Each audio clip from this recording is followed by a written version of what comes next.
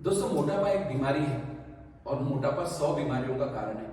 जब हमारे सामने एक ऐसी बीमारी आती है जो खुद इतनी सारी बीमारियों को पैदा कर सकती है, जिसे WHO ने 2017 में कहा है that it is the world's number 1 killer, मतलब उसने अभी कैंसर और हार्ट प्रॉब्लम्स को पीछे छोड़ दिया है। तो ऐसे प्रॉब्लम को तो मुझे लगता है कि हमें उसके बारे में ज्यादा गहराई से मालूम होना चाहिए। मोटापे का लेवल क्या है, मोटापे की बीमारी का स्टेज क्या है, ये मालूम हुए बगैर हम उसे ट्रीटमेंट कैसे करें। ये स्टेजिंग होती है दोस्तों on the basis of BMI यानी बॉडी मास इंडेक्स, मतलब आपके हाइट के हिसाब से आपका वजन कितना होना चाहिए उसकी कैलकुलेशन। जब किसी का BMI 25 से कम होता है उसे नॉर्मल वेट कहा जाता है। 25 से 30 BMI को ओवरवेट कहा जाता है।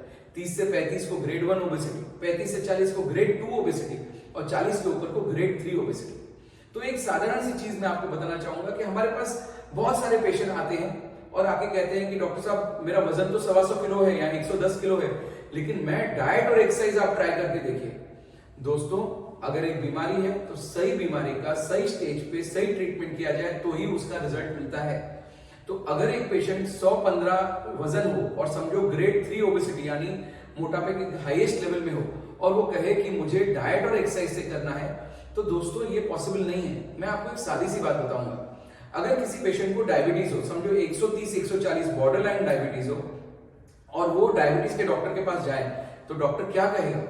डॉक्टर उसे शायद बोलेगा थोड़ा डाइट करो, थोड़ा एक्सरसाइज करो, और डाइट और एक्सरसाइज से आपका थोड़ा 5-7 किलो भी वजन कम होगा और आपका डायबिटीज पे भी असर पड़ेगा।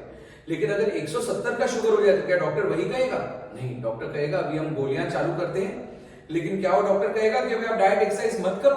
नहीं, कहेगा कि गोलियां चालू करता हूं पर डाइट और एक्सरसाइज तो हमें करना ही है। अगर ये शुगर 270 हो गई तो शायद वो डॉक्टर इंसुलिन चालू करेगा, लेकिन कहेगा कि डाइट और एक्सरसाइज तो हमें करना ही है। तो एक बात ध्यान में रखिए, जो डाइट एंड एक्सरसाइज डायबिटीज के लिए स्टेज 1 में मेन ट्रीटमेंट थी, वो स्टेज 2 और 3 में ट्रीटमेंट रहेगी, लेकिन एसोसिएटेड ट्रीटमेंट रहेगी, क्योंकि मेन ट्रीटमेंट बदल जाती है। करीबन 60% डायबिटिक पेशेंट्स में मोटापा होता है, मतलब मोटापा डायबिटीज से बड़ी बीमारी है, उसे भी स्टेज वाइज ट्रीटमेंट करनी चाहिए। और वो स्टेजिंग के हिसाब से जिसका BMI 30 से कम होता है उसमें ट्रीटमेंट होती है नो सर्जरी, जहां पे diet, exercise, liposuction, tummy tuck, behaviour therapy, lifestyle modification, medicine, injections, ऐसे बहुत सारे ट्रीटमेंट आते हैं। लेकिन वो ट्रीटमेंट होते हैं उन पेशेंट्स के लिए जो 30 से कम BMI होता है। जैसे आपका BMI 30 से ऊपर हो जाता है तो आपके लिए ऑप्शन रह जाता है सिर्फ बेरियाट्रिक सर्जरी यानी वेट लॉस सर्जरी। तो जो ट्रीटमेंट जैसे डाइट और एक्सरसाइज आपके छोटे स्टेज के लिए माइनर मतलब मेन ट्रीटमेंट थी, वही जब आपका स्टेज बढ़ जाता है तो आपकी टाइप ऑफ सर्जरीज चेंज होती जाती है। लेकिन ऐसा नहीं है कि डाइट और एक्सरसाइज नहीं करना पड़ता, लेकिन वो हो जाती है एसोसिएटेड ट्रीटमेंट। तो एक चीज अपने मन में क्लियरली डाल दीजिए, मोटापा एक बीमारी है, बीमारी का साइंटिफिक सॉल्यूशन होना चाहिए। वो साइंटिफिक सॉल्यूशन के लिए जिसका BMI 30 से कम, उसमें non surgical treatment, diet, exercise, yoga, जब भी ट्रीटमेंट स्टेज आपका बढ़ जाता है, स्टेज 1 में एक प्रकार की सर्जरी, स्टेज 2 में दूसरे प्रकार की बेरियाट्रिक सर्जरी, स्टेज 3 में तीसरे प्रकार की बेरियाट्रिक सर्जरी। लेकिन ये पेशेंट्स में diet and exercise role play करता है एज एन एसोसिएटेड ट्रीटमेंट।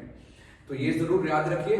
और एक बात हमेशा ध्यान में रखिए, आपको आपके सही बीमारी की ट्रीटमेंट सही डॉक्टर से ही मिलती है।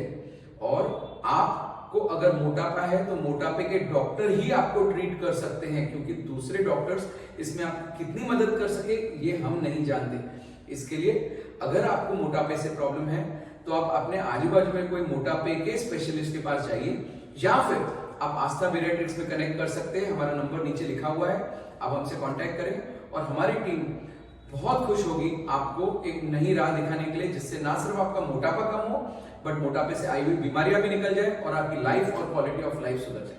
Thank you.